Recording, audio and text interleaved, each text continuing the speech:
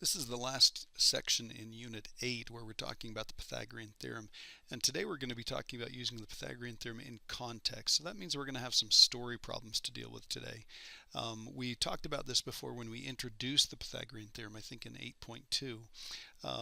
Today's problems might be maybe have less information for you, maybe not have a diagram, maybe be a little bit more complicated, but not too much so. So I think we ought to be able to handle this. So as a warm-up, let's remind ourselves of what the Pythagorean theorem is. So this is going to be a squared plus b squared equals c squared. And then it says, what do the parts of the theorem stand for? And remember, I asked you to not memorize a squared plus b squared plus c squared. You should be able to recognize that. But I asked you to think of it this way: leg squared plus leg squared equals hypotenuse squared. That's how I asked you to memorize this, and keep in mind this is what it means when we talk about the Pythagorean theorem. The fact that if we have a right triangle, we can take a leg and square it, the other leg and square it, and it should be, if we add them together, it should equal the hypotenuse squared. Now, as a quick reminder, like I just said, what type of triangle does the theorem work for? It works on right triangles. What's the distance formula? Again, something else that you need to have memorized. A d equals, and then it's big square root, and then it's x2 minus x1 quantity squared plus y2 minus y1 quantity squared. And the last warm-up question, how did we develop the distance formula? Using the Pythagorean theorem. So this entire unit was about the Pythagorean theorem. So using the Pythagorean theorem. Okay, so using the Pythagorean theorem. Okay, so the Pythagorean theorem is one of the most useful theorems in math, and it is used for real world problems, used all the time. Okay, so problems involving ladders, shortcuts, those are just classic examples. Problems involving, building things that have rectangles and triangles and stuff like that. So you might recognize this right here. And in example 1, we've seen something like this before, but the reason we do this is because these are very classic problems. They're great choices for end of the year tests and things like that. So you've got to make sure that you know one of the easiest uses for the Pythagorean theorem in the real world is if you've got a ladder leaning up against a building. So let's take a quick look at this. We've got a 15-foot ladder placed against the wall, so the foot of the ladder is 8 feet from the base of the wall. How high up the wall does the ladder reach? So here's our building, here's the ground. That's a right angle. And then we've got a ladder right here that's 15 feet, so we'll go ahead and label that. And the foot of the ladder, so the bottom of the ladder, is 8 feet from the base of the wall. So that's going to be 8 right there. And then the question is, what's this? So we want to know how tall that is, or how high it is from the base of the wall up to the top of the ladder. And we're just going to use the Pythagorean theorem. Now, rather than say a squared plus b squared equals c squared, we're going to say this: leg squared plus leg squared equals hypotenuse squared.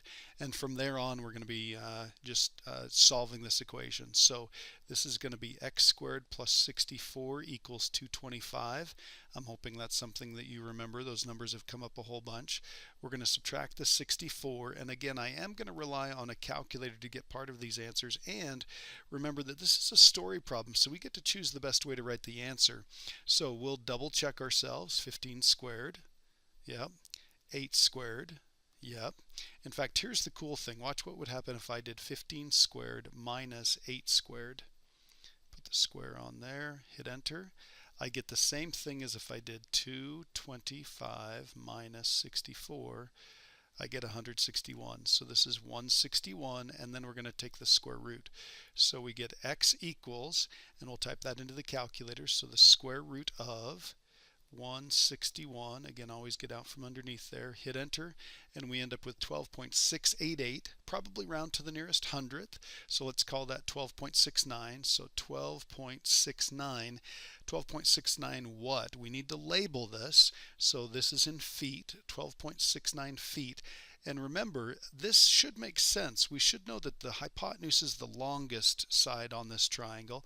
The ladder is going to be the longest. This is going to be shorter, and that's going to be shorter as well. And it works out to be 12.69 feet.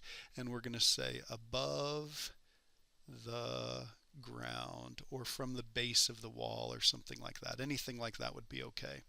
Next one, again, should look like a familiar problem. Sophia is at the corner of a rectangular field and wants to make a shortcut from her corner to the opposite corner. The field is 1,000 feet by 2,000 feet. What is the length of the shortcut, and how much shorter is her shortcut than walking around the outside of the field? So we've got this rectangular field. If you've got a story problem, you might as well draw a picture. If you can represent, the ladder against the wall, the rectangular field, stuff like that. So let's do 1,000 here. Let's do 2,000 here, and she wants to cut across. It says, what is the length of the shortcut? Okay, so that would be her distance, d for distance if you want.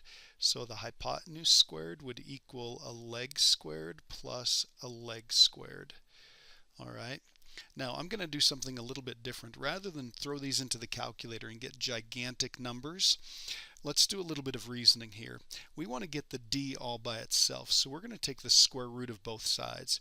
So we're going to get d equals a big square root. This would be 1,000 squared plus 2,000 squared. Now, that should look kind of familiar because our distance formula, it was always some quantity squared plus another quantity squared, and then we had a big square root.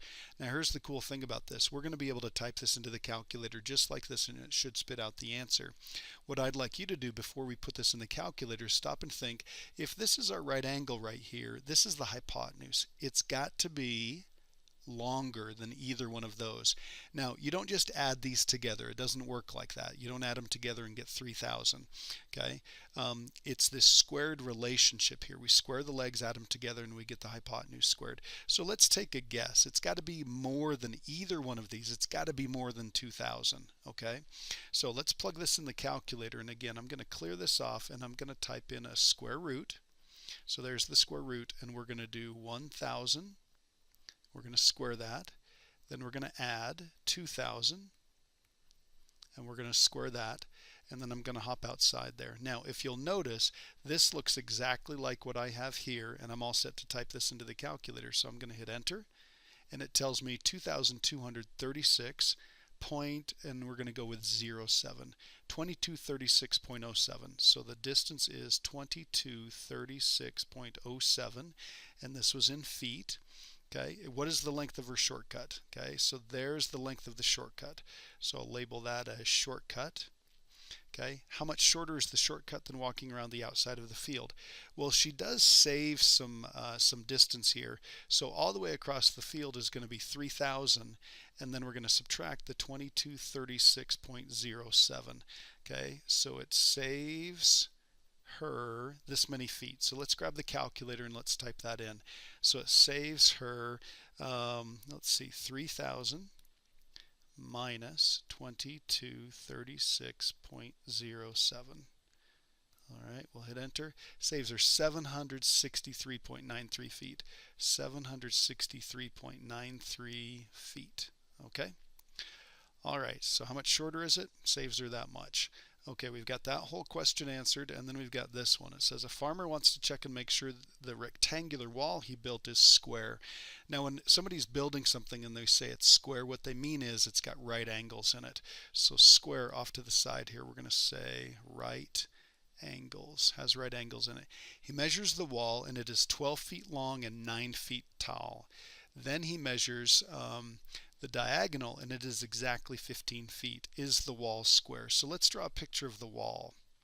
So it says it's 12 feet long, 9 feet tall, and over here it says the diagonal is exactly 15 feet. Okay, so that's 15. And the question here is that a right angle? Okay, right angle question mark. Well, this is kind of the converse of the Pythagorean theorem.